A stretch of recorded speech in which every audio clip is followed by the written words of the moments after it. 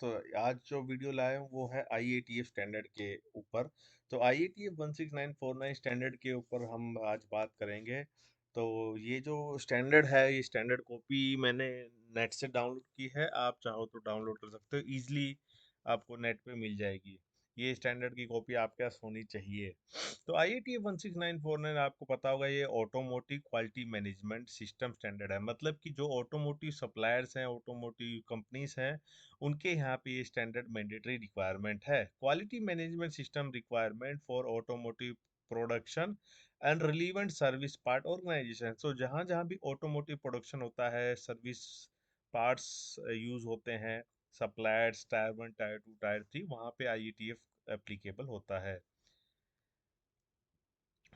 ठीक है। सो आगे हम इसको स्टैंडर्ड को पढ़ते हैं। देखिए, इस स्टैंडर्ड में क्लियरली मेंशन किया गया है, ये जो स्टैंडर्ड है बेसिकली इसको IATF लिखता है। IATF क्या है? इंटरनेशनल ऑटोमोटिव टास्क फोर्स है, जो इन स्टैंडर्ड्स को लिखती है। और इनके अलावा इस स्टैंडर्ड को कोई भी कॉपी और प्रोड्यूस नहीं कर सकता, इस स्टैंडर्ड को यूज नहीं कर सकता है बिना उनकी परमिशन के। और इसके अंदर जो मेंबर्स हैं, IATF में जो मेंबर्स हैं, वो एनफिया इटली का है, USA का EIG भी इसका मेंबर है, फ्रांस का FIEB भी मेंबर है, UK का SMMT और जर्मनी का VDA। देखिए, इसीलिए आपने देखा होगा आजकल जापानीज कंपनी भी IATF को मांग रही हैं। तो ये स्टैंडर्ड की जो रिक्वायरमेंट है वो आजकल लगभग लगभग all over the world common हो गई है। कोई भी इंडस्ट्री में हो, कोई भी कंपनीज में हो, आपको इस स्टैंडर्ड की रिक्वायरमेंट मांगी जाएगी। अगर बात करें, इसमें टोटल क्लोज वही है, सेम 10 क्लोजेस हैं, सेम लाइक ISO 9001, बट इसमें थोड़े क्लोज ऐड हो जाते हैं। सो 10 क्लोजेस इसके अंदर आते हैं। इन 10 क्लोजेस पे अब हम बात करेंगे, ये इंडेक्स है। क्लोजेस से बात करने से पहले इसकी अगर हम बात करें हिस्ट्री की, तो हिस्ट्री में क्लियरली मेंशन किया गया है, IATF का फर्स्ट स्टैंडर्ड है, ये 2016 में रिलीज हुआ था। IATF 16949 2016 कौन सा एडिशन है? First edition. क्यों है फर्स्ट एडिशन? क्योंकि इससे पहले ये TS होता था। TS मतलब टेक्निकल स्पेसिफिकेशन, लेकिन TS से कम्प्लीटली नाम कम्प्लीटली चेंज हो गया है, TS से IATF होगा, इसलिए फर्स्ट है, नहीं तो ये फोर्थ होता है। और TS के इससे पहले 3 एडिशन आ चुके हैं। सो IATF का ये कौन सा एडिशन है? वह फर्स्ट एडिशन। TS का जो फर्स्ट एडिशन था 1999 में रिलीज किया था, सेकेंड एडिशन 2002 में, और थर्ड एडिशन 2009 में रिलीज किया था। और इस स्टैंडर्ड को बनाने में बेसिकली IATF के काफ़ी मेंबर्स हैं, और इस स्टैंडर्ड को हमेशा जब भी बनाते हैं वो ISO 9001 के ऊपर बेस पे बनाते हैं। मतलब ISO 9001 का जो स्टैंडर्ड है वो उसका बेस स्टैंडर्ड है। तो जो तो ज, अग, अब जब जब बात करेंगे कि इसकी एडिशन चेंज की, तो ऐसा माना जा रहा है कि 2026 या 27 में ये दोबारा एक सेकेंड एडिशन इसमें आएगा। लेकिन जो फाउंडेशन है वो ISO 9001 की ही रहेगी। बात करें गोल की, स्टैंडर्ड की जो गोल है, the goal of the automotive standard is the development of quality management system that provide continual improvement, defect prevention and reduction of waste and variation in the supply chain. So goal क्या है IATF का?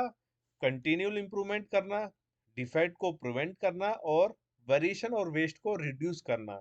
सो ये गोल आपसे कोई भी interview में पूछ सकता है। इस गोल को आप पढ़ सकते हो और इसको याद कर सकते हो अपने उसके अंदर।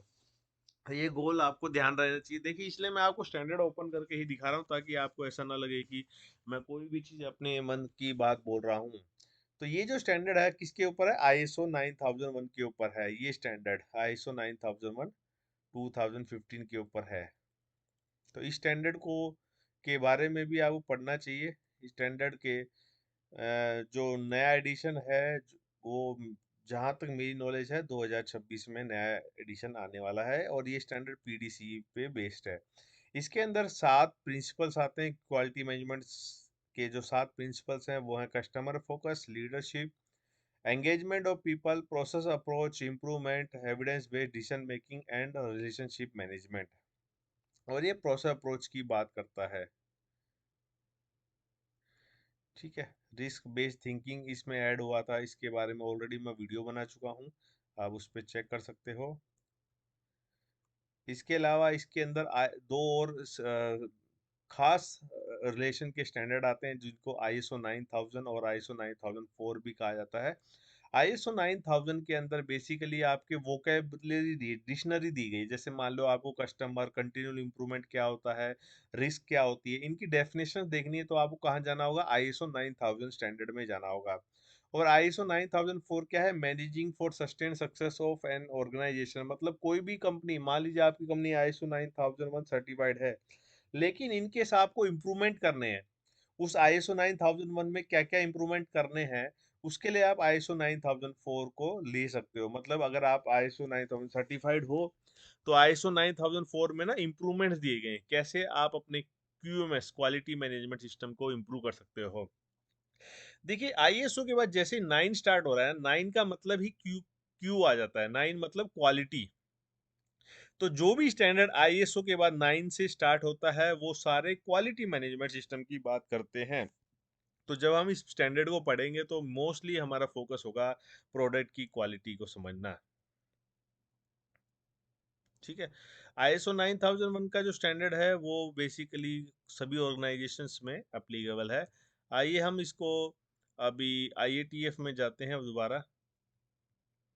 तो IATF का गोल क्या था, मैंने बताया था आपको, कंटिन्यूअल इंप्रूवमेंट करना, डिफेक्ट को प्रिवेंट करना, और waste reduction of waste and variation in the supply chain. इसके अलावा IETF के लिए आप इस वेबसाइट को हर महीने एटलीस्ट एक बार जाइए, देखिए, पढ़िए, जो कि है www.iatfglobaloversight.org। इस वेबसाइट्स में काफ़ी डिटेल दिए गए हैं, जैसे कि आप किसी सप्लायर के सर्टिफिकेट को वेरीफाई कर सकते हो कि वो ओरिजिनल है या नहीं। इसके ऊपर मैं एक वो वीडियो बना चुका हूँ। आप जो SIs हैं उनको पढ़ सकते हो, SIs क्या क्या आई हैं, कितनी SIs आई हैं, क्या अपडेट्स आए हैं, क्या क्या चेंजेस आए हैं, उनके बारे में भी इंफॉर्मेशन आपको इस वेबसाइट्स पे मिल जाएगी। और अभी नया IATF का 6th रूल भी आ चुका है, तो उसको भी आप पढ़ सकते हो। ठीक है।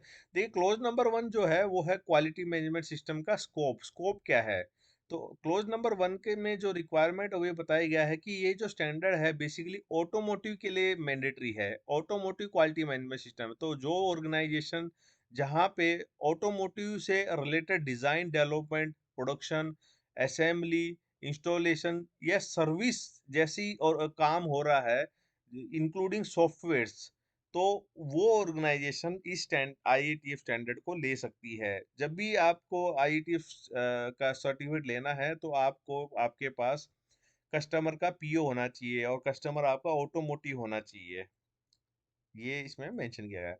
नंबर 2 आता है क्लोज, जो कि है नॉर्मेटिव रेफरेंस। नॉर्मेटिव रेफरेंस का मतलब क्या है, कि रेफर करना, जैसे हम हमारे ऑर्गेनाइजेशन में किसी कोई वैकेंसी आए तो हम किसी को रेफर कर सकते हैं कि आ जा भाई, मेरे यहाँ कंपनी में ओपनिंग आई है। तो ऐसे ही स्टैंडर्ड को स्पेशली आप पढ़ नहीं सकते हो। स्टैंडर्ड के लिए आपको क्या करना पड़ेगा, और भी स्टैंडर्ड की नॉलेज होनी चाहिए।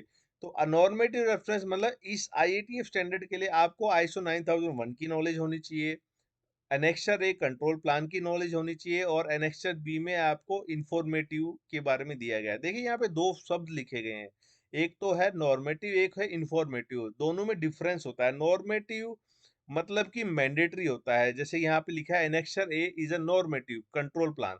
सो कंट्रोल प्लान क्या है, नॉर्मेटिव मतलब मैंडेटरी है, और एनेक्सर बी में लिखा है इंफॉर्मेटिव। इंफॉर्मेटिव मतलब इंफॉर्मेशन के लिए दिया गया है, मैंडेटरी नहीं है ये। ठीक है।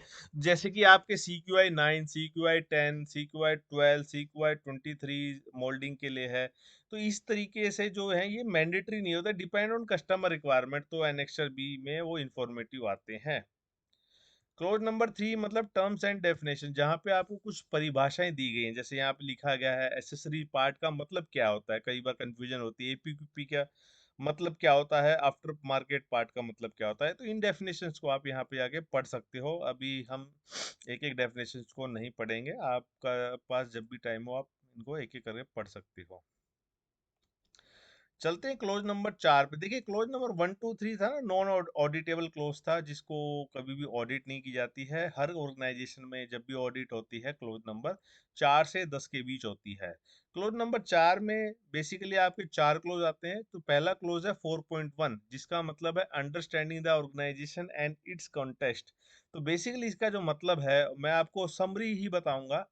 अगर आपको कोई भी डाउट हो आप मेरे को कमेंट कर सकते हो और मुझसे पूछ सकते हो, मैं आपको डिटेल शेयर कर दूंगा। तो 4.1 पे थे हम, जिसका मतलब है understanding the organization and its content. तो बेसिकली यहाँ पे आपको क्या करना है, इश्यूज को लिखना है। देखिए यहाँ पे क्लियरली मेंशन किया गया है कि सी आई एस ओ 9001 2015 रिक्वायरमेंट, मतलब क्लोज नंबर 4.1 IETF में नहीं दिया गया है। इसके लिए आपको ISO 9001 स्टैंडर्ड को डाउनलोड करना होगा, उसमें आपको इस क्लोज की को समझना होगा। तो इसीलिए हमने क्लोज नंबर 2 में देखा था नॉर्मेटिव रेफरेंस। तो 4.1 यहाँ पे आ जाता है, नॉर्मेटिव रेफरेंस है ना। तो 9001 में जाएंगे अब हम। 4.1 इसमें हम पढ़ेंगे, इसमें क्या लिखा है, इस क्लोज का जो मतलब है वो सिंपल ये है कि इश्यूज को आइडेंटिफाई करना है। सॉरी।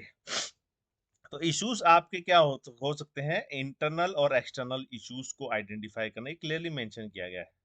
अगर आपने अपनी कंपनी में एक्सटर्नल और इंटरनल इश्यूज को लिख दिया, एक्सटर्नल और इंटरनल इश्यूज को लिख दिया, तो आपका 4.1 खत्म, इससे ज्यादा कुछ भी नहीं है इस क्लोज में। इंटरनल और एक्सटर्नल इश्यूज को आइडेंटिफाई करना 4.1 की रिक्वायरमेंट है। और issues can be positive, issues can be negative. Issues यहाँ पे पॉजिटिव और नेगेटिव दोनों बात की गई है। अब जैसे पॉजिटिव इश्यूज का में बड़ा कंफ्यूजन रहता है, पॉजिटिव इशू कैसे हो सकता है, इशू तो हमेशा नेगेटिव सेंस में होता है। तो यहाँ पे जो पॉजिटिव इशू की बात की गई है वो ये की गई, जैसे जो आपके स्ट्रॉन्ग पॉइंट्स हैं, जहाँ पे आप अच्छे कर रहे हो काम लेकिन आप और इम्प्रूवमेंट कर सकते हो, उनकी बात की गई है। जैसे कि मान लीजिए आपका पुणे में प्लांट है, तो पुणे में क्या है, मैन पावर इजिली मिल जाती है, आपको काफी बंदे मिल जाते हैं, आपको सप्लायर्स मिल जाते हैं। तो ये सब क्या आपके स्ट्रॉन्ग पॉइंट्स हैं। तो ये आपके पॉजिटिव इश्यूज हैं जिनको आप और इम्प्रूवमेंट कर सकते हो। अब एक्सटर्नल और इंटरनल इश्यूज का आपके क्या हो सकते हैं। तो एक्सटर्नल इशू में यहाँ पे बताया गया, लीगल हो सकता है आपका, टेक्नोलॉजिकल हो सकता है, कॉम्पिटिटिव हो सकता है, मार्केट, कल्चरल, सोशल और इकोनॉमिकल एनवायरनमेंट, ये हो सकते हैं। और एक्सटर्नल इशू आपके वैल्यू, इंटरनल इशू आपके वैल्यू, कल्चर, नॉलेज और परफॉर्मेंस हो सकते हैं। तो आपको करना क्या है, सिंपली आपको अपने डिपार्टमेंट को बैठाना है एक दिन और उनसे पूछना है आपके इश्यूज क्या हैं। शाम को बैठ के वो सब इश्यूज निकालते हैं। तो उन इश्यूज को आप ऑफिशियली लिखिए। अगर आपने ऐसा लिख दिया तो 4.1 खत्म आपका, सिंपल। 4.1 मतलब इंटरनल और एक्सटर्नल इश्यूज को आइडेंटिफाई करना। 4.2 पे आते हैं, understanding the need and expectation of interested party. यहाँ पे देखिए इंटरेस्ट पार्टीज है, आपको इस क्लोज को समझने के लिए भी ISO 9001 में जाना होगा। चलिए ISO 9001 में जाते हैं। आई 4.2 में देखिए क्लियरली मेंशन किया गया इंटरेस्ट पार्टी। सबसे पहले आपका काम क्या है, आपको इंटरेस्ट पार्टीज की लिस्ट बनानी है। अब इंटरेस्टेड पार्टीज क्या होती हैं, तो इंटरेस्ट पार्टीज का मतलब ये है जो आपके ऑर्गेनाइजेशन के साथ काम कर रही हैं, उनके साथ लगी हुई हैं। जैसे कि उदाहरण के लिए आपके कस्टमर्स हैं, आपके सप्लायर्स हैं, आपकी बैंक्स हो गई, आपके गवर्नमेंट बॉडीज हो गई, स्टेट की, सेंट्रल की, है ना। तो ये इंटरेस्ट पार्टीज हैं जो आपके साथ काम कर रही हैं, या उनका कहीं ना कहीं इंटरेस्ट है आपके ऑर्गेनाइजेशन में, या उनकी एक्टिविटीज से उनको इन्फ्लुएंस किया जाता जा सकता है। तो इंटरेस्टेड पार्टीज का क्या करना है, आपको नीड और एक्सपेक्टेशंस जाननी है। तो सबसे पहले आप क्या कीजिए, 1 से 10 या 1 से 20 जो भी इंटरेस्ट पार्टी उनकी लिस्ट बना लीजिए। अब जैसे ही आपने इंटरेस्ट पार्टी की लिस्ट बनाई, उसके बाद उनकी नीड और एक्सपेक्टेशंस को जानना है। अब नीड और एक्सपेक्टेशंस क्या हो सकती हैं, जैसे कि आप कस्टमर की नीड एक्सपेक्टेशंस क्या होंगी, भाई on time delivery they they, on time payment हो जाए, ऑन टाइम रेस्पॉन्स मिले। सप्लायर्स का क्या हो सकता है कि भाई ज़्यादा से ज़्यादा इम्प्रूवमेंट्स हों। सप्लायर्स आपको, सप्लायर ये चाहता है आपकी ऑर्गेनाइजेशन से कि उसको उसको और ज़्यादा से ज़्यादा बिजनेस मिले, वो भी आपकी साथ साथ डेवलप हो। तो नीड और एक्सपेक्टेशन जो आपके इंटरेस्ट पार्टी, उनकी जाननी है आपको, आपको उनकी नहीं जाननी है। ठीक है। तो कस्टमर आपसे क्या चाहता है उनको लिखना है, सप्लायर आपसे क्या चाहता है उनको लिखना है, गवर्नमेंट बॉडी क्या चाहता है उनको लिखना है। ये रिक्वायरमेंट है। देखिए यहाँ पे देखिए शेल वर्ड लिखा है। यहाँ पे भी ISO 9001 या IATF में शेल वर्ड लिखा है, मतलब वो मैंडेटरी रिक्वायरमेंट है। आइए दोबारा IETF में चलते हैं। 4.3 है जिसका नाम है स्कोप डिफाइन करना है, determining the scope of quality management system. So आपको अपने ऑर्गेनाइजेशन में स्कोप को डिफाइन करना है। स्कोप मतलब जैसे कि आप design and manufacturing of gears, है ना। जो भी आप प्रोडक्ट बना रहे हो उसका डिजाइन और मैन्युफैक्चरिंग आपको लिखना है। एक आईएटीएफ में क्या है, 4.3.1 में देखिए यहाँ पे एक वर्ड लिखा है सप्लीमेंटल, मतलब ये सिर्फ और सिर्फ आईएटीएफ के लिए मैंडेटरी है, आईएसओ के लिए मैंडेटरी नहीं है। तो 4.3.1 में क्लियरली मेंशन किया गया है कि कोई भी ऑटोमोटिव सप्लायर या ऑर्गेनाइजेशन प्रोडक्ट डिजाइन को एक्सक्लूड कर सकता है, लेकिन आप प्रोसेस डिजाइन को एक्सक्लूड नहीं कर सकते। ये देखिए क्लियरली मेंशन किया गया, permitted exclusion do not include the manufacturing process design. देखिए काफी कस्टमर्स ऐसे होते हैं जो कि अपना डिजाइन देते हैं, तो उस केसेस में आप डिजाइन को एक्सक्लूड कर सकते हो, सिर्फ और सिर्फ मैन्युफैक्चरिंग ऑफ गेट्स या जो भी प्रोडक्ट आप बना रहे हो उनको लिख सकते हो, लेकिन आप डिजाइन को एक्सक्लूड नहीं कर सकते। अगर आप डिजाइन बना रहे हो तो डिजाइन को एक्सक्लूड नहीं कर सकते हो, डिजाइन नहीं बना रहे तो आप एक्सक्लूड कर सकते हो और उसका जस्टिफिकेशन देना होगा। 4.3.2 ये आईएटीएफ में ही है, आईएसओ 9001 में नहीं है। 4.3.2 का मतलब है कस्टमर स्पेसिफिक रिक्वायरमेंट्स, मतलब आपको अपने ऑर्गेनाइजेशन में जो कस्टमर हैं उनकी रिक्वायरमेंट को जानना है कि कस्टमर क्या चाहता है। जैसे कुछ कस्टमर एसपीसी में बोलेंगे 1.67 चाहते हैं, कुछ कस्टमर की पैकेजिंग स्पेशल रिक्वायरमेंट होते हैं, कुछ कस्टमर स्पेशली आईएमडीज पे बहुत फोकस करते हैं। तो उन रिक्वायरमेंट को जानना है और अपने क्यूएमएस सिस्टम में ऐड करना है। क्लोज नंबर 4.4 लास्ट क्लोज है जो कि बताता है QMS system and it's processes. So basically यहाँ पे आपको करना क्या है, सिर्फ और सिर्फ प्रोसेस मैप को डिफाइन करना है। सो प्रोसेस मैप अगर आपने देखा नहीं है, आप अपने ऑर्गेनाइजेशन में देख सकते हो, अगर कोई क्वेश्चन तो आप मुझे बता सकते हो। प्रोसेस मैप डिफाइन करना है आपको। इसके अंदर दो मेन सब क्लोसेस आते हैं, जैसे कि 4.4.1.1 जो बताता है कि आपको अपने ऑर्गेनाइजेशन में जो कस्टमर्स की रिक्वायरमेंट है उनको लिखना है, उनको मेंशन करना है। जैसे कि मान लीजिए कस्टमर की जो रिक्वायरमेंट है उनकी रेगुलेटरी रिक्वायरमेंट को मॉनिटर करना है। जैसे मान लीजिए आप अपने कस्टमर को आपके कस्टमर फ्रांस के हैं, जर्मनी के हैं, तो वो स्टैट्यूटरी और रेगुलेटरी रिक्वायरमेंट को आपसे मांगेंगे, तो उनके आईएमडीएस, उनके आरओएचएस के हिसाब से आपको प्रोडक्ट देने हैं। क्लोज नंबर 4.4.1.2 है प्रोडक्ट सेफ्टी। ये बहुत इंपॉर्टेंट क्लोज है। प्रोडक्ट सेफ्टी मतलब अगर आपका प्रोडक्ट जैसे कि मारुति जैसे मारू ए है या क्रिटिकल कंपोनेंट है, उस केस में तो बहुत ज़्यादा ध्यान दिया जाता है कस्टमर के द्वारा। सो ऑर्गेनाइजेशन के पास शेल है, अब प्रोडक्ट सेफ्टी रिलेटेड क्लोज होना चाहिए जहाँ पे वो आइडेंटिफाई करे कि ऑर्गेनाइजेशन की स्टैट्यूटरी और रेगुलेटरी रिक्वायरमेंट क्या है, कस्टमर को नोटिफाई करे। मतलब बेसिकली आपके जो प्रोडक्ट हैं वो आगे जाके जब गाड़ी में लगेंगे तो गाड़ी में उसका इफेक्ट ना हो, वो है प्रोडक्ट सेफ्टी। तो प्रोडक्ट सेफ्टी के केसेस में आपको क्या करना है, आपके ऑर्गेनाइजेशंस के पास कंट्रोल प्लान होने चाहिए, एफएमई होने चाहिए, डीएफएमई होने चाहिए, आपके रिएक्शन प्लान्स होने चाहिए, कंट्रोल्स कैसे आप डिफाइन कर रहे हो, क्रिटिकल करेक्टरिस्टिक को कैसे मॉनिटर कर रहे हो, स्पेशल कंट्रोल्स क्या लगा रहे हो, ये सारी डिटेल्स को आपको अपने प्रोसीजर में मेंशन करना है। देखिए ये पहला क्लोज है आईटीएफ का, जहाँ पे आपका ना डीएफएमई आता है। जैसे D design FM, C point में देखिए डिजाइन एफएमई आ गया, डी पॉइंट में सेफ्टी क्रिटिकल करेक्टरिस्टिक्स को लिस्ट बनानी है आपको, फिर एफ में पीएफएमई आ गया, है ना, कंट्रोल प्लान्स आ गया। तो यहाँ ये पहला क्लोज है जहाँ पे आपके कंट्रोल प्लान्स के बारे में दिया गया है। ठीक है, तो यहाँ पे आपका आ जाता है ये। इसके बाद आते हैं हम क्लोज नंबर 5 पे जो कि है लीडरशिप। बेसिकली मोस्टली जो 5.1 है लीडरशिप एंड कमिटमेंट में ये बताया गया है कि आपको अपने ऑर्गेनाइजेशंस में जो टॉप मैनेजमेंट है उनको लीड करना है और कमिटेड होने चाहिए, मतलब उनको सीरियसली लेना है। काफ़ी ऑर्गेनाइजेशन में देखा गया है कि ये एक सिर्फ सर्टिफिकेट के लिए मांगते हैं, जो प्लांट हेड है मालिक है वो बोलता है भाई सर्टि पैसे दो सर्टिफिकेट ले लो, तो उससे क्या है रियल इम्प्रूवमेंट नहीं हो पाएंगे, रियल इम्प्लीमेंटेशन नहीं हो पाएगा। इसलिए ये जवाबदारी दी गई है लीडरशिप को। तो लीडरशिप को अगर फर्क नहीं पड़ेगा बाकी लोगों को तो कुछ घंटा फर्क पड़ेगा ना। तो ये सेम वही कॉन्सेप्ट है, लीडरशिप को देखना है कि आईएटीएफ सही इम्प्लीमेंट हो रहा है या नहीं हो रहा, अगर कुछ गैप्स हैं तो इम्प्रूव कैसे करें, अगर कोई रिसोर्सेज चाहिए तो वो कैसे प्रोवाइड करें, है ना, लोगों से डिस्कस करें, इम्प्रूवमेंट्स करें। इसके अंदर 5.111 आता है corporate responsibility. Corporate responsibility basically HR देखते हैं नॉर्मली ऑर्गेनाइजेशन में, जिसके अंदर आपके हर आईईटीएफ ऑर्गेनाइजेशन में 3 टाइप की पॉलिसीज होनी चाहिए मिनिमम, जो कि है anti bribery policy, employ code of conduct और एथिक एस्केलेशन पॉलिसी। इसके ऊपर भी मैं वीडियो बना चुका हूँ, आप जाके उस पर देख के समझ सकते हो।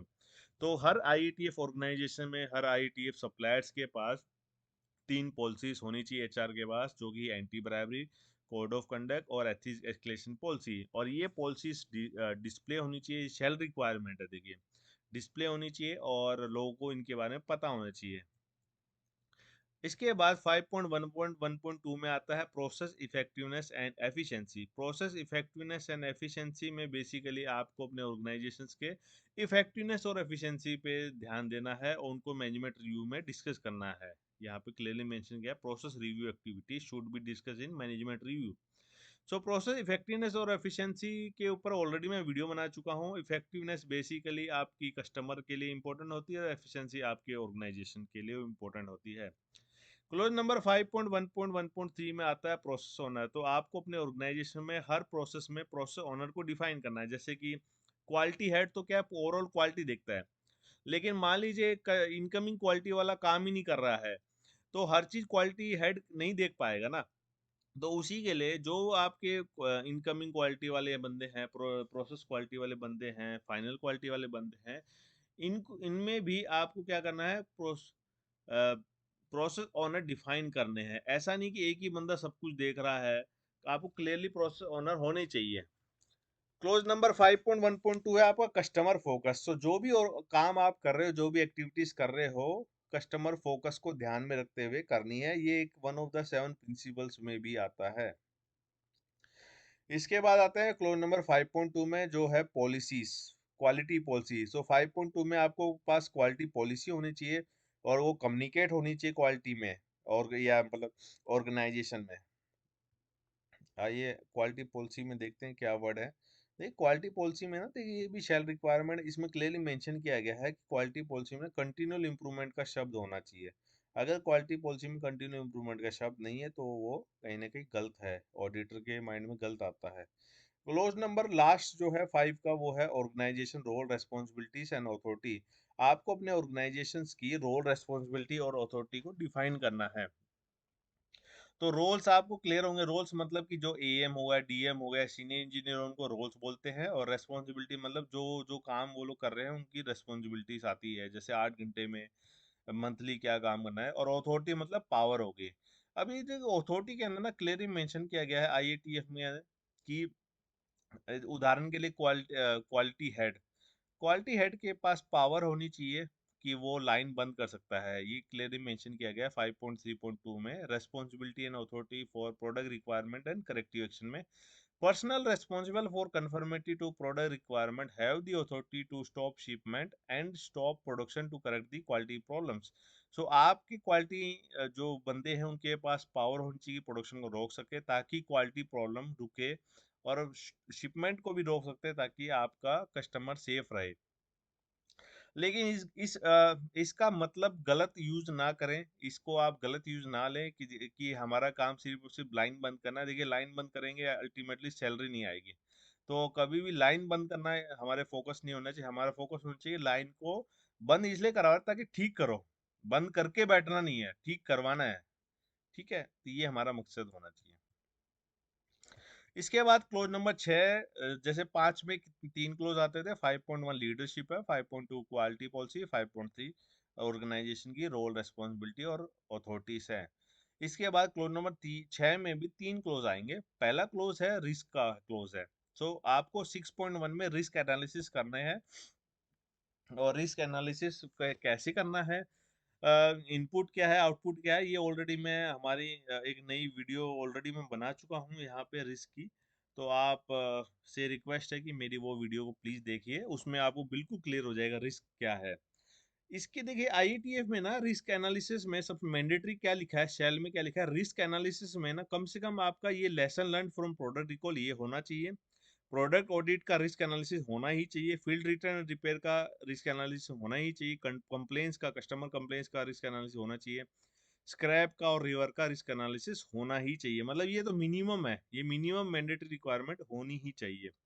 उसके बाद 6.1.22 में प्रिवेंटिव एक्शंस में बताया गया है कि आपने जो, जैसे आप जब रिस्क एनालिसिस करोगे तो रिस्क एनालिसिस में कुछ रिस्क हाई आएंगे, कुछ मीडियम्स आएंगे, तो हाई रिस्क और मीडियम रिस्क पे आपको एक्शंस लेना है, तो उन एक्शंस को क्या बोलते हैं, प्रिवेंटिव एक्शंस बोलते हैं। 6.1.2.3 कंटीजेंसी प्लान, ये आप सबने सुना होगा, ऑटोमोटिव ऑर्गेनाइजेशन में काम करते हैं तो कंटीजेंसी बात करते हैं, मतलब कंटीजेंसी मतलब प्लान ए फेल हो गया तो प्लान बी क्या है आपका। इसको याद करने का सिंपल तरीका है, 6 के बाद 1 2 3 लगा दीजिए, 6 के बाद 1 2 3। सो आपको अपने ऑर्गेनाइजेशन में प्लान ए और प्लान बी दोनों को डिफाइन करना है। कंटीजेंसी प्लान का जो यूज है वो बेसिकली ये उन कंडीशंस में है जहां पे आपकी ऑर्गेनाइजेशन फेल कर सके कस्टमर को डिलीवरी देने में, कस्टमर की डिलीवरी फेल हो जाए, ऐसे केसेस में कंटीजेंसी प्लान को आपको डिफाइन करना है। सो कंटीजेंसी प्लान में बेसिकली आपका क्या क्या आएगा, तो यहाँ पे कुछ चीजों को यहाँ पे मेंशन किया गया है, जैसे कि आपके यहाँ पे फायर, आग लग जाए तो क्या कंडीशन है, तो बेसिकली हम लोग क्या करते हैं, स्टॉक जमा करते हैं, हम लोग साल में एक बार मॉक ड्रिल्स करते हैं, है ना। तो ये एक्शंस को आपको डिफाइन करना पड़ेगा कंटीजेंसी प्लान में। नेचुरल डिसास्टर क्या होगा, यूटिलिटी क्या होगा, लेबर शॉर्टेज के केस में कंटीजेंसी क्या होगी, इंफ्रास्ट्रक्चर अगर खराब हो जाए तो उस केस में क्या कंटीजेंसी होगी, इन कंटीजेंसी को डिफाइन करना जरूरी है। देखिए यहाँ पे एक दो चीजें और ऐड हुई हैं, जैसे कोविड के ऊपर पैंडामिक कंटीजेंसी प्लान पे ऐड हुआ है। उसके अलावा आपका साइबर सिक्योरिटी भी ऐड हुआ है कंटीजेंसी में, वो एसआई में डिफाइन किए गए। तो इस स्टैंडर्ड के अलावा आपको ना एसआईज को भी पढ़ना होगा। एसआईज कैसे देखते हैं, आईटी ग्लोबल ओवरसाइट .org आई की वेबसाइट जो मैं बताई थी आपको थोड़ी देर पहले, उसमें जाके आप एसआईज को डाउनलोड कर सकते हो, पढ़ सकते हो।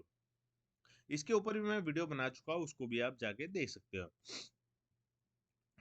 इसके अलावा कंटीजेंसी प्लान को आपको टेस्ट करना होगा, कुछ समय के बाद आपको टेस्ट करना होगा, और हर साल मिनिमम 1 साल में इसको रिव्यू करना होगा। अगर आपने कंटीजेंसी प्लान को हर साल रिव्यू नहीं करा तो भी आपकी एनसी आएगी यूजिंग सीएफटी टीम, ठीक है।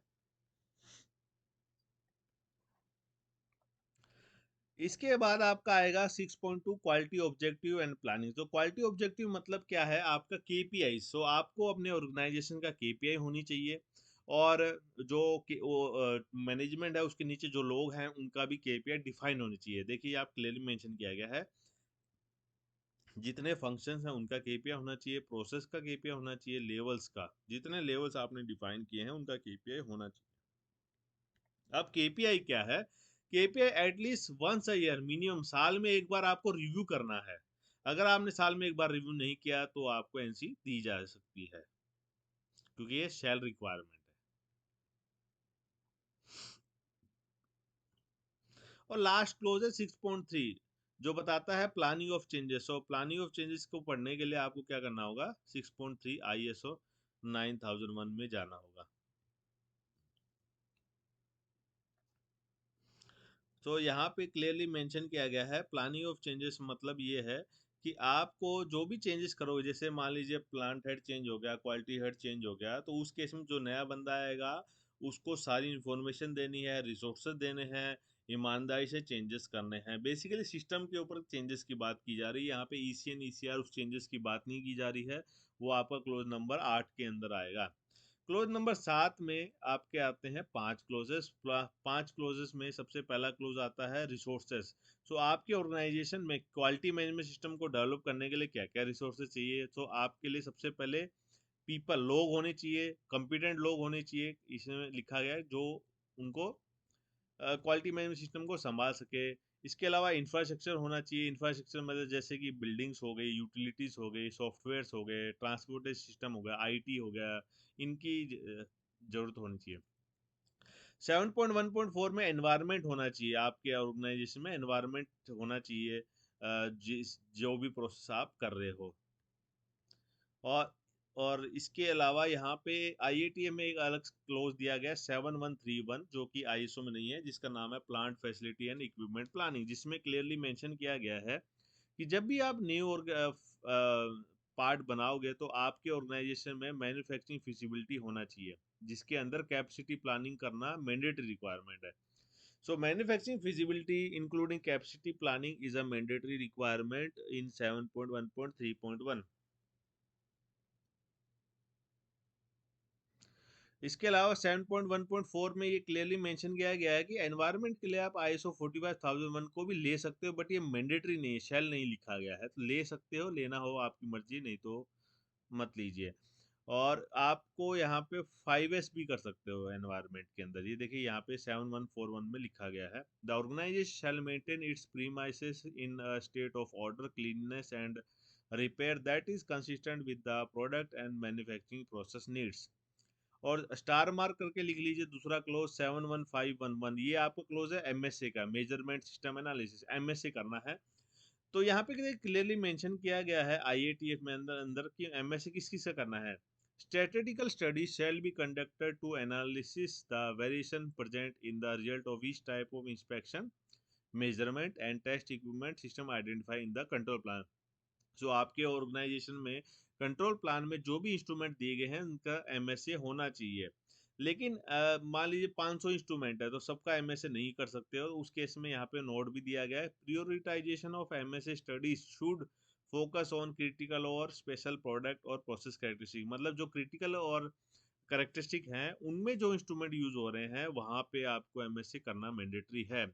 तो एमएससी के लिए ऑलरेडी मैं एक वीडियो बना चुका हूं जिसके अंदर gauge R and R study क्या होती है, एट्रीब्यूट स्टडी क्या होती है, वो आप मेरी वीडियोस में जाके देख सकते हो। इसके अलावा आने वाले टाइम में कुछ समय के बाद मैं कप्पा स्टडी के ऊपर भी एमएसए की वीडियो बनाऊंगा। 7152 में आता है आपका मेजरमेंट ट्रेसेबिलिटी। आपको अपने ऑर्गेनाइजेशन की ट्रेसेबिलिटी को मेंशन करना है। ट्रेसेबिलिटी कैसी भी जैसे कि आप एनएबीएल सर्टिफाइड ले रहे हो, आपका कैलिब्रेटेड ठीक हो। 71521 आपका आता है कैलिब्रेशन रिकॉर्ड। सो आपका लिस्ट ऑफ इंस्ट्रूमेंट्स होना चाहिए, हर साल इंस्ट्रूमेंट कैलिब्रेट होना चाहिए, उसका मेक क्या है, उसका लिस्ट काउंट क्या है, इन सारी डिटेल्स को आपको देखना है। अगर आप कोई नॉन कैलिब्रेटेड इंस्ट्रूमेंट से कोई पार्ट चेक कर लेते हो तो उन पार्ट को होल्ड करना है, और होल्ड करके दोबारा रीवेरीफाई विद कैलिब्रेटेड इंस्ट्रूमेंट से करना है। ये बातें लिखी गई हैं। 7153 में लेबोरेटरी रिक्वायरमेंट में जहाँ पे आपके दो क्लोज आते हैं, इंटरनल लेबोरेटरी और एक्सटर्नल लेबोरेटरी। अगर आपके ऑर्गेनाइजेशन में इंटरनल लेबोरेटरी है उस केस के अंदर आपको क्या करना है, आपके पास लेबोरेटरी टेक्निकल प्रोसीजर्स होने चाहिए, जो लोग काम कर रहे हैं वो कम्पिटेंट होने चाहिए, टेस्टिंग्स क्या क्या कर रहे हैं वो स्कोप डिफाइन होना चाहिए, आपके पास स्टैंडर्ड होने चाहिए जैसे कि ASTM, European standards, customer requirements पता होनी चाहिए और रिलेटेड रिकॉर्ड्स होने चाहिए। इसके अलावा आप इंटरनल लेबोरेटरी के इसमें ISO IC 70025 इंडिया के अंदर इसको एनेबल करता है, तो एनेबल द्वारा आप सर्टिफिकेशन भी ले सकते हो इंटरनल लेबोरेटरी में, बट ये मैंडेटरी नहीं है। और आपके पास इंटरनल लेबोरेटरी के इसमें स्कोप भी डिफाइन होना चाहिए, मैनुअल भी होनी चाहिए क्वालिटी की, लैब की।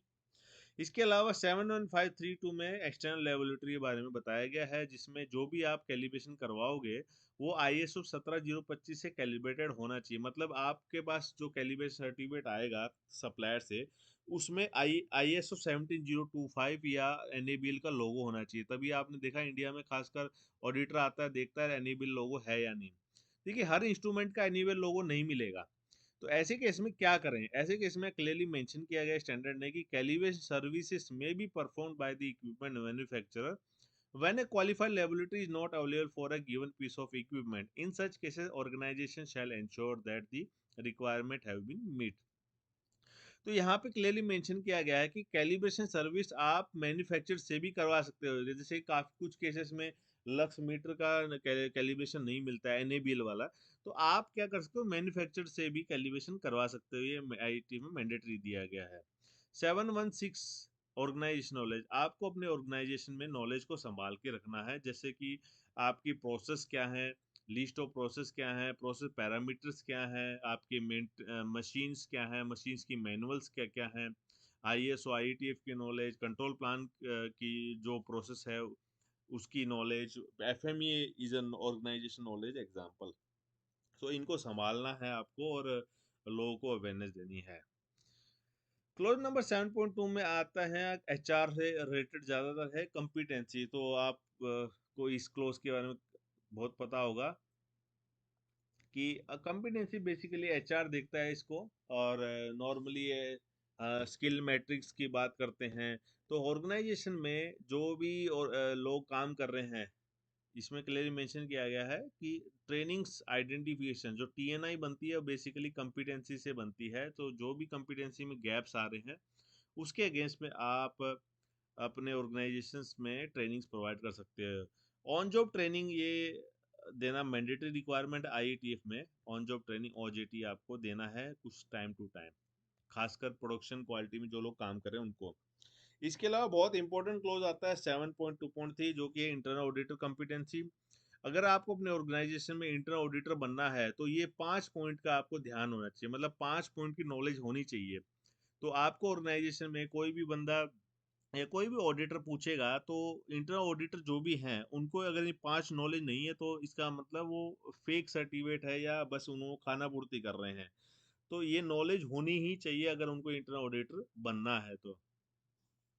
सो इंटरनल ऑडिटर के लिए यहाँ पे देखिए क्लियरली मेंशन किया गया है कि जो इंटरनल ऑडिटर हैं उनको ऑटोमोटिव प्रोसेस अप्रोच की नॉलेज होनी चाहिए, इंक्लूडिंग रिस्क बेस्ड थिंकिंग की।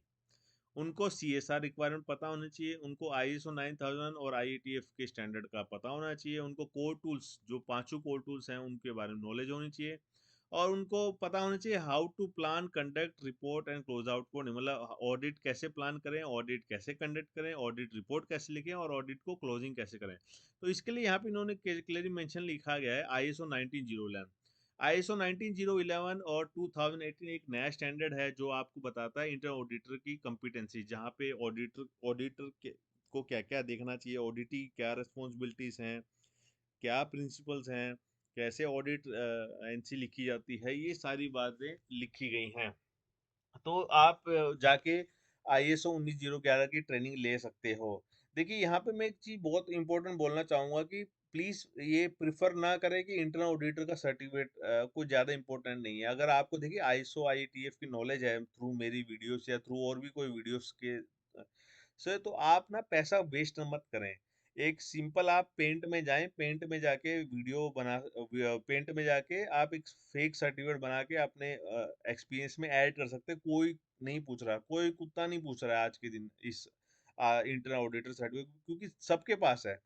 आप बताइए कि कितने सर्टिफिकेट कोई कोई चेक करता है। मान लीजिए कोई, मैं आपको बताऊं एक फेक सर्टिफिकेट बनाऊंगा, मैं बोलूँ ये मैं इंटरनल ऑडिटर सर्टिफाइड हूँ, कैसे आप वेरीफाई करोगे? कोई मेथड ही नहीं है।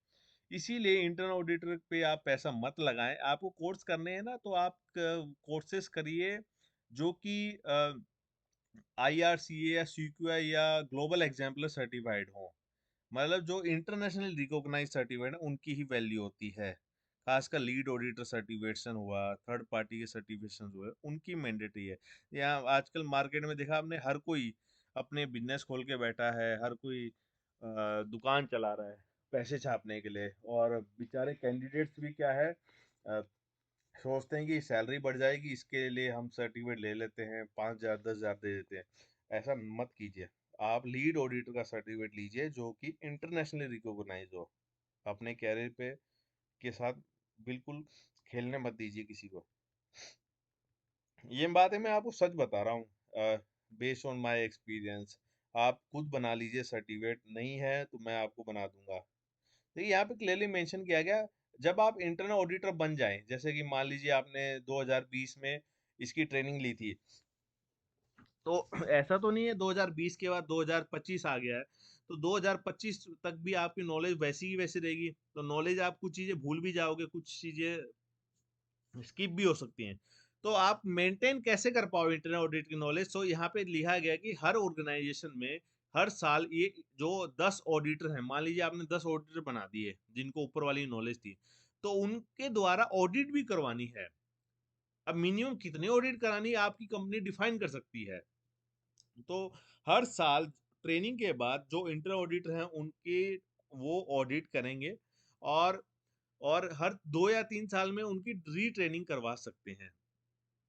इसके अलावा 7.2.4 में आता है आपका सेकेंड पार्टी ऑडिटर कॉम्पिटेंसी।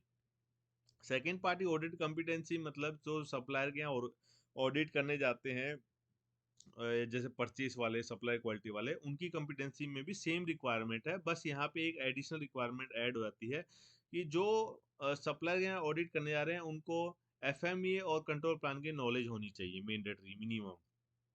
मतलब कि आप सप्लायर के यहाँ पे सप्लायर आपका प्लास्टिक इंजेक्शन मोल्डिंग का है, तो आपको उसकी प्रोसेस के बारे में नॉलेज होनी चाहिए। आप उसका एफएमई पढ़ पाओ, उसका कंट्रोल प्लान पढ़ पाओ, ये नॉलेज होनी चाहिए। बाकी नॉलेज सेम ही है। क्लोज नंबर 7.3 में आपका आता है अवेयरनेस। अवेयरनेस में आपका आता है कि आपको क्या क्या अवेयर होना चाहिए। अवेयरनेस में मतलब बेसिकली क्वालिटी मैनेजमेंट सिस्टम की नॉलेज होनी चाहिए, प्रोडक्ट के बारे में पता होना चाहिए, सीएसआर रिक्वायरमेंट पता होनी चाहिए। और 7.3.2 में मोटिवेशन और एम्पावरमेंट, मतलब आपको मोटिवेट करना चाहिए ऑर्गेनाइजेशन में। देखिए मोटिवेशन का जो क्लोजेस है ना, मोटिवेशन एक बहुत टफ क्लोज चीज है, जो इसके बारे में ज़्यादा यहाँ पे मेंशन नहीं किया गया है। लेकिन एम्प्लॉय मोटिवेशन के लिए आप अपने सीनियर से बात कर सकते हो, आपके एचआर कुछ ट्रेनिंग्स दे सकता है, आपको गिफ्ट प्रोवाइड कर सकता है, बेस्ट एम्प्लॉयमेंट, इस टाइप की चीज़ें कर सकते हैं। क्लोज नंबर 7.4 है कम्युनिकेशन। यहाँ पे आपको कम्युनिकेशन कैसे और होता है, थ्रू मेल्स होता है, थ्रू वर्बल होता है, थ्रू नोटिस बोर्ड होता है, उनको डिफाइन करना है। और क्लोज नंबर 7.5 आता है आपका डॉक्यूमेंटेड। देखिए यहाँ पे क्लियरली मेंशन किया गया है 7.5.1.1 में कि ऑर्गेनाइजेशन में ना क्वालिटी मैनुअल होना चाहिए। तो आईएसओ में मैंडेटरी नहीं है क्वालिटी मैनुअल, बट आईएटीए में quality manual is a mandatory requirement, shall requirement है ये। तो आईएटीएफ में क्वालिटी मैनुअल होना चाहिए। क्वालिटी मैनुअल में स्कोप होना चाहिए आपके पास कौन कौन सी प्रोसेस है वो होनी चाहिए, आपके पास इंटरेक्शन सीक्वेंस इंटरेक्शन होना चाहिए, और डॉक्यूमेंट मैट्रिक्स होनी चाहिए, सीएसआर मैट्रिक्स का। ये सारी चीजें होनी चाहिए। 7.5.2 में आपको डॉक्यूमेंट क्रिएट करने हैं और अपडेट करने हैं। 7.5.3 में कंट्रोल करना है। 7.5.3.2.1 में है रिकॉर्ड रिटेंशन, की आपको अपने ऑर्गेनाइजेशन का रिकॉर्ड रिटेन करना है। सो रिकॉर्ड रिटेंशन कौन कौन से करने हैं आपको, तो यहाँ पे क्लियरली मेंशन किया गया, जो पीपीएफ के जो डॉक्यूमेंट्स हैं उनको आपको जब तक प्रोडक्ट चल रहा है, जब तक product is active for production, मतलब 10 साल प्रोडक्ट चल रहा है, 10 साल प्लस 1 कैलेंडर ईयर, 10 साल प्लस 1 साल, 11 साल आपको डॉक्यूमेंट रखने हैं एग्जाम्पल। या फिर आपके कस्टमर बताएंगे। तो नॉर्मली ऑटोमोटिव केस में ना डॉक्यूमेंट्स कितने टाइम तक रखने हैं ये कस्टमर ही डिफाइन करता है। जैसे होंडा 20 साल बताता है, मारुति 15 साल बताती है। तो कस्टमर के मैनुअल्स पढ़िए, वो ज़्यादा यहाँ पे मैंडेटरी है। 75322 में इंजीनियरिंग स्पेसिफिकेशन है, जो बताता है कि आपको अपने ड्राइंग्स डिज़ाइन कंट्रोल्स बनाने हैं, उनको रिव्यू करना है, चेंजेस को आपको चेक करना है। और अगर मान लीजिए आपके कस्टमर ने कोई चेंज आता है, ईसीएन आता है, तो आपको एटलीस्ट 10 वर्किंग डेज के अंदर उनको रिव्यू करना है, इम्प्लीमेंट नहीं करना है, रिव्यू करना is a mandatory requirement according to this. इसके बाद आता है क्लोज नंबर 8। तो इस वीडियो को मैं यहाँ पे क्लोज नंबर 7 तक ही रखता हूँ। इसके बाद नेक्स्ट वीडियो को मैं क्लोज नंबर 8 और 9 और 10 को रखूंगा, क्योंकि नहीं तो ये वीडियो काफ़ी लंबी हो जाएगी। आई होप ये वीडियो क्लियर हुई होगी। 8 और 9 और 10 क्लोज के लिए नेक्स्ट वीडियो प्लीज़ देखिए, लाइक कीजिए, सब्सक्राइब कीजिए, कमेंट कीजिए। Thank you, bye bye, C.